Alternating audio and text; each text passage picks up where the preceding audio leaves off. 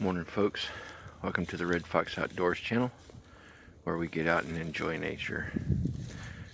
This morning I'm back out here at the LBJ Grasslands again, and I'm out here camping with a couple of my family members, a couple of my cousins, and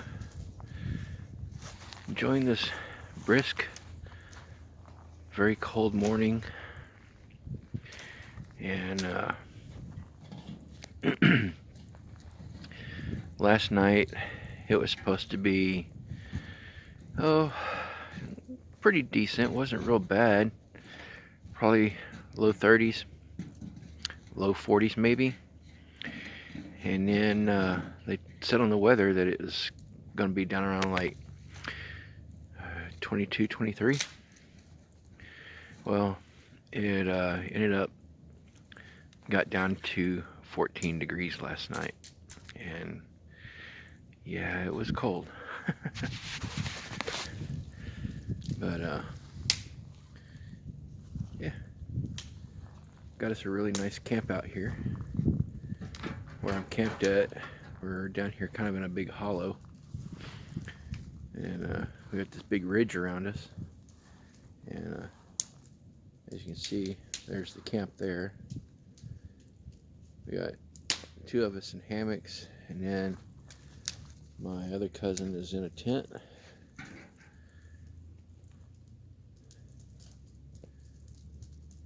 And he's getting the fire ready. But yeah, just down here in this big hollow where it's kind of got a hill all the way around us.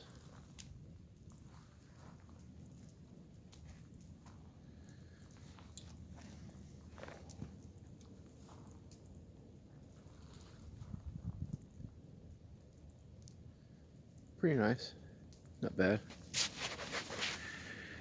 But like I said, it got extremely cold last night. I did stay a bit warmer than I did last time I was out here. However, my head froze, and ended up taking an extra blanket that I had and ended up wrapping it around my shoulders and my head. And after my shoulders and head got warm, I was actually able to sleep a little bit. I slept from probably 5:30 till about 11:30, I guess. So it wasn't bad. Slept pretty good. And I don't know, I guess it was around 5:30, 5:45-ish. We had a coyote come up in camp, and went into my cousin's tent, walked around inside the hammock tent, kind of walked around inside of it, and then it came around and went inside my hammock tent, started walking around inside of it. I all just kind of laid there, didn't get up and move, and it just kind of went on its merry way. It didn't seem to bother us, and nothing seemed to really bother it, and it just kind of went on. But this morning, after everybody gets up, or now that we've all kind of gotten up and slowly getting moving, temperatures come up. It's about 31 degrees right now, so it's not bad. Yeah, it's still cold, but it's nice. But anyway, I'll get some more video here in a little bit, and we're gonna try and get some breakfast going and go from there. So we'll see y'all here in a bit.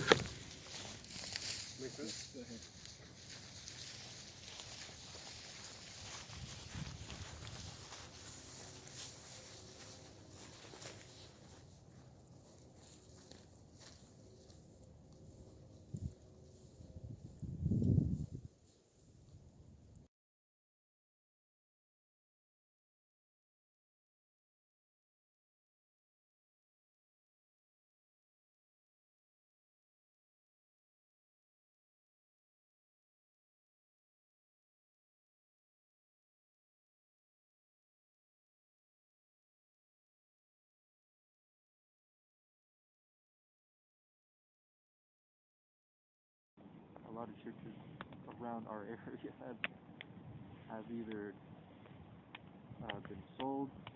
Two of them I know that sold to a police, to a police station, or it became a police station. The church became a police station, and another one became a hunting, like, to have those, like, towers.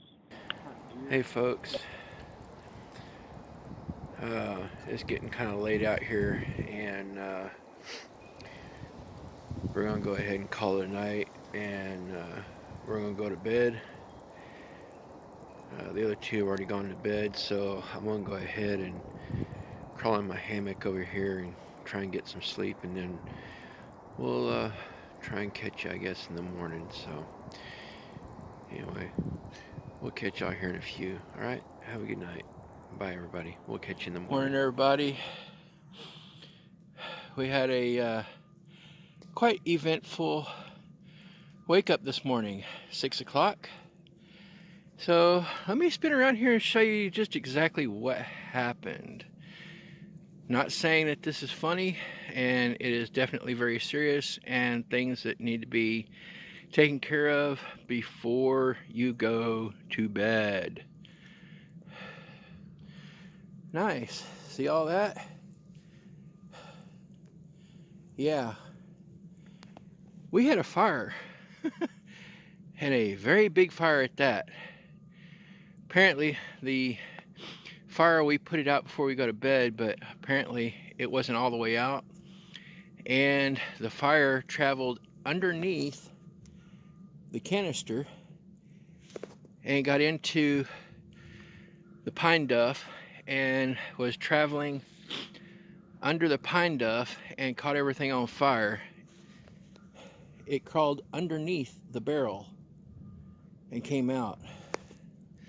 So it wasn't anything that we did. Like, the fire for us was completely out. We doused it, made sure it was out before we went to bed with water and everything. But yeah, this is the results of not getting it completely out. Oh, it just lit the duff, yeah? It lit the duff. But anyway, we're in the middle of trying to get camp broke down and get out of here before we get yelled at by the fire department again. We're not supposed to have our vehicle parked up on the hill, and we're not even supposed to have it off the gravel road. So we got to get out of here pretty quick, guys. So I'll catch up with you later. Well, good evening, folks.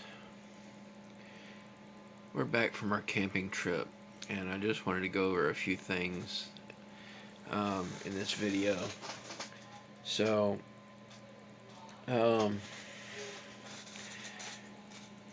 we ended up having a fire. Wasn't really our fault. I mean, it was our fault, but not our fault. We talked to the Decatur Fire Department fire investigator guy, and the fire started way up the hill before we knew what was going on. The fire came out of the 55-gallon barrel from underneath. It had burned through the duff and traveled through the duff up the hill during the middle of the night while the fire was still burning. We didn't know it was burning underneath. And so when we put the fire out inside the pit, the little barrel that was there, apparently it was still burning in the duff outside underneath the ground. So like it traveled underground underneath the duff and was up the hill, burning up the hill all night while we were asleep. At about 5:30 in the morning, I woke up, couldn't breathe. I was choking and coughing, couldn't breathe from all the smoke. I was burning up hot, I was sweating, and the only thing I think that really saved me was I had 2 wool blankets around my hammock, and the wool didn't burn. However, I did lose my ground tarp that I had put down on the ground, and the tent tarp that went up and over, like my hammock here, it kind of like went up and then over and then back down the other side. So I lost the two tarps, which that's fine, they're replaceable. The fire not only burnt both of those, but it also came up under my hammock about 4 feet from my head, like from my head to about the middle of my back. So like I said, I was getting pretty toasty. When I unzipped my hammock and then flipped one of the wool blankets up, that's when I realized there was a fire. I just kind of crumpled onto the ground and started crawling, choking, coughing, and trying to yell fire. And I woke up my cousin, finally yelled his name and said, "We have a fire." And both my cousins got up, and immediately we started trying to fight the blaze and keep it under control. It got out of our control, but we managed to finally get ahead of it, and we stayed ahead of it for quite a while. But during that process, one of my cousins called 911 and got a hold of the fire department. The fire department showed up about 25 minutes later. He didn't know, when my cousin called, he didn't know where we were, so he handed me his phone, and I basically had to kind of direct and tell the fire department where we were at, and how to get to us, and then they had me leave the campsite where we were at and drive up the road and meet them at a intersection, and I had to kind of direct and show them kind of like where the fire was at in our campsite. So by the time they got there, we had the fire contained. We kind of did a fire break around the fire, so it couldn't go any further, it couldn't jump, and it couldn't go any higher. Luckily for us, we had the wind on our side. The wind was pretty calm that day, and so the fire didn't get a chance to go very far. It ended up only burning like a 60-foot by 60-foot square of where we were at. But I lost, like I said, my two tarps, which is fine. I'm totally okay with that. But it was a very unsafe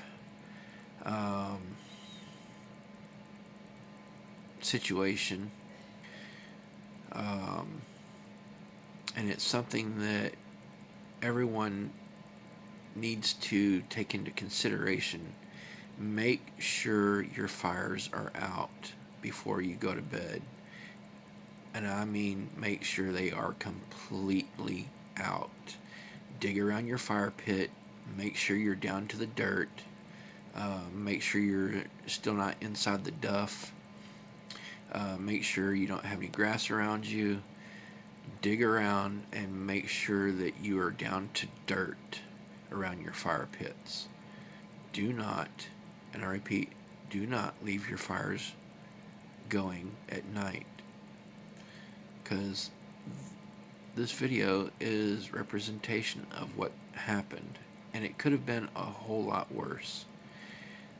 I almost lost my life that day, and it's something that is very scary. I can look back on it now, and I'm glad I'm safe. I'm glad I still have my life. Thanks to my cousins and the fire department and all the brave men and women that showed up to help fight this thing. Without their help, this thing could have gone several hundred acres very quickly, and it could have put a lot of people in danger, all because of one mistake. And as a PSA, just make sure that all your fires are completely out before you go to bed. That's all I gotta say, and I just want to let you people know that yes, we are safe. We're back home. We're okay. Everything turned out for the better. Like I said, the fire department said it wasn't our fault. I mean, it was our fault, but not. He said it's just things like this happen where the fire will burn from underground and it will follow the duff and you won't see it. He said it's not our fault. It's just things like this will happen. So I was very grateful to hear that, but it was still our fault because we didn't get it completely put out. We should have watched for embers, anything that was loose, stuff like that. So anyway, guys, next time you're out camping, just be careful. That's all I wanted to say, and let you guys know we're safe. Y'all have a good night. Thanks for joining us. I'm Red Fox with Red Fox Outdoors. Get out and enjoy nature. Till next time. Bye, folks.